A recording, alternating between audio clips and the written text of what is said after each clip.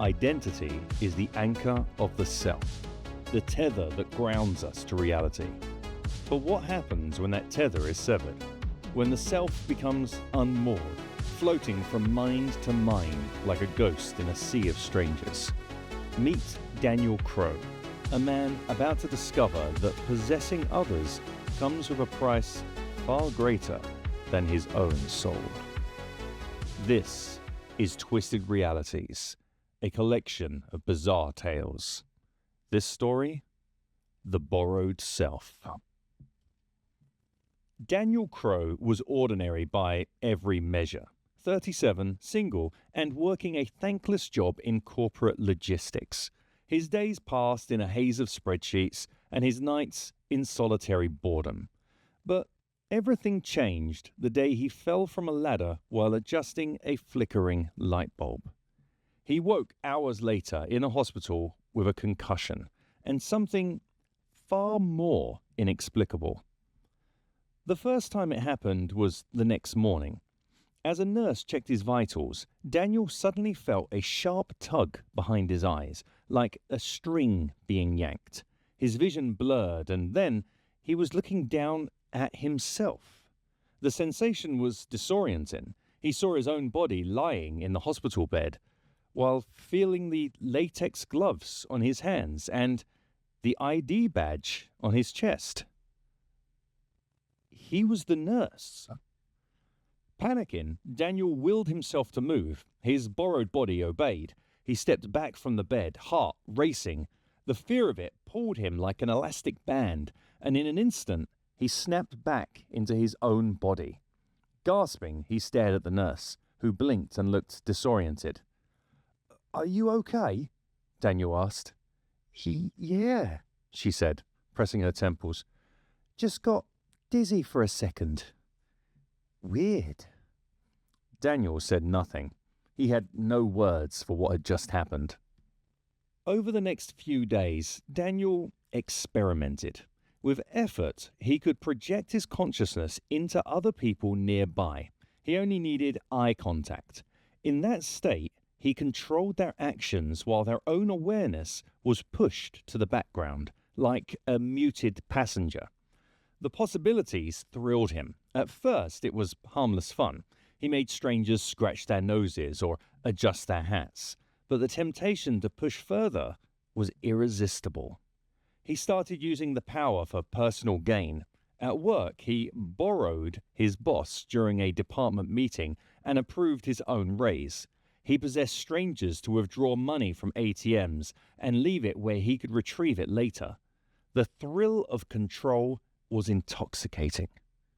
But with each possession, something gnawed at him, a faint sense of dislocation, like his own identity was stretching thin. Then it started happening. One night, while inside the body of a cab driver, he suddenly felt resistance when trying to return to his own body. A cold sweat broke out as he panicked, trying to will himself back. For a full minute, he was trapped, gripping the steering wheel with white-knuckled terror. When he finally snapped back into his real body, he gasped for air, shaken.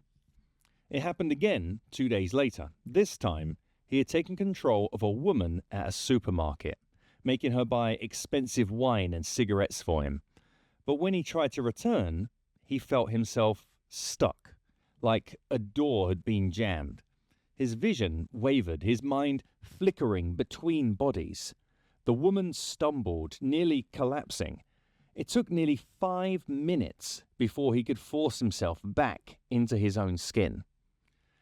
Daniel was terrified, and yet he couldn't stop.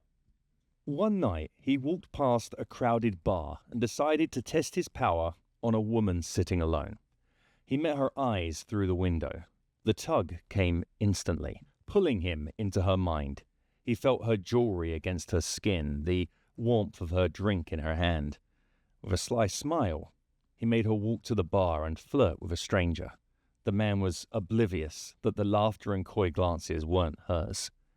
He pushed further. He made her lean closer, whispering sweet nothings until the man started buying her expensive drinks. The burn of alcohol flooded his borrowed senses, and Daniel reveled in it, letting the night slip away in a haze. He enjoyed the power, the ability to manipulate, to feel wanted. The attention was intoxicating in more ways than one.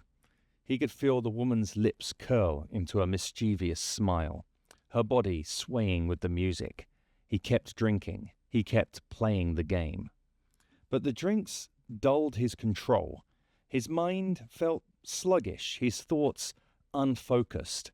When he finally tried to return to his body, something was wrong. Panic set in as he struggled to break free. The man that he had been flirting with was growing aggressive. His hand gripped her wrist tightly. "I bought you all those drinks, sweetheart," he said, his breath hot and sour. "Time to repay the favor." Daniel willed himself back. Nothing happened. The room spun. He felt trapped, encased in her skin like a prisoner in a burning house. Then, before he could react, a woman stormed into the bar, her boyfriend's real girlfriend. "You bitch!" she screamed before lunging. Daniel barely raised an arm before she yanked his hair and threw a drink in his face. A scuffle broke out. Tables overturned. The bartender yelled. More people jumped in, and suddenly fists were flying. Daniel, trapped in the woman's body, stumbled for the door, barely escaping the chaos, his heels clicking against the pavement as he bolted outside, heart pounding. His stomach churned from the alcohol, and he nearly collapsed onto the wet pavement. Then he saw himself. His real body stood stock still on the sidewalk, staring unblinkingly through the bar window. He looked like a wax figure, unmoving, his eyes empty. The sight sent a fresh wave of terror through him. Sirens blared in the distance. The police had been called because of the fight.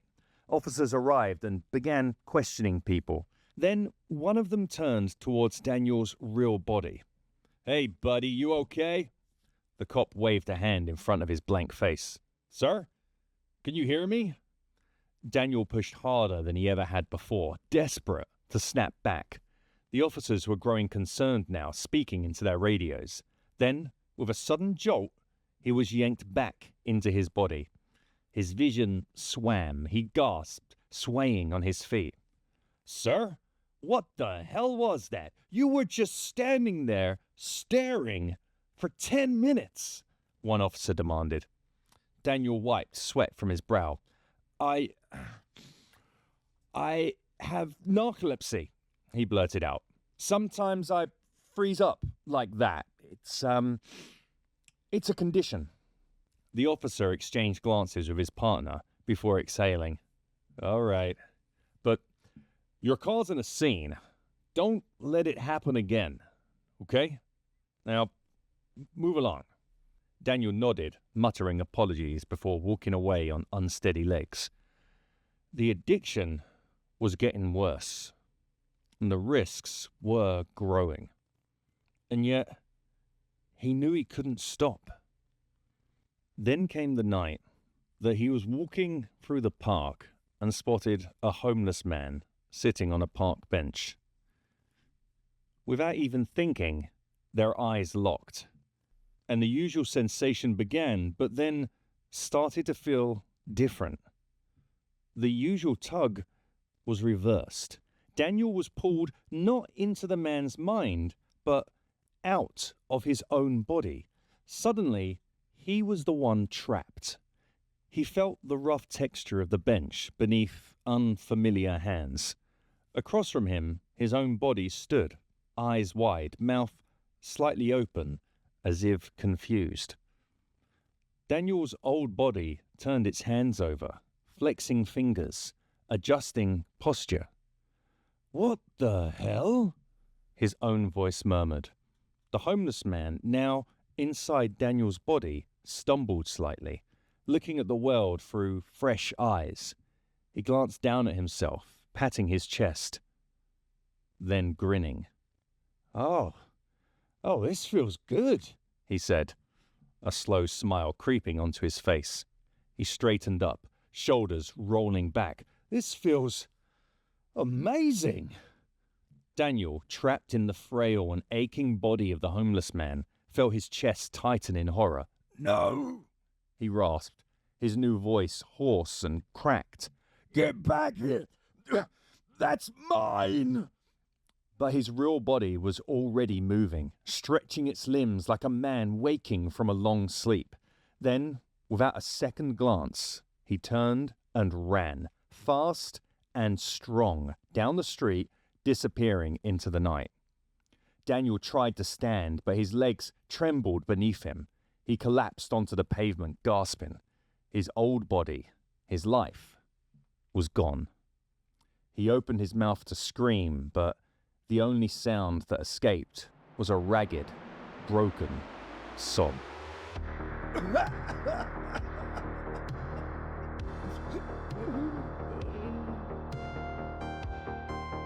Daniel Crowe sought freedom through the power to possess others, but in severing his tether to himself, he learned a brutal truth. Identity, once fractured, cannot be reclaimed.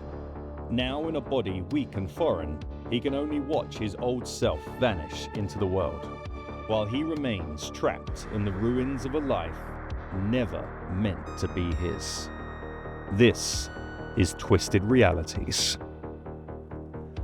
If you've enjoyed this episode, please be sure to click the like and the subscribe button. And if you'd like to support the podcast, you can also click on the coffee link in the description. Thank you. I'll see you next time.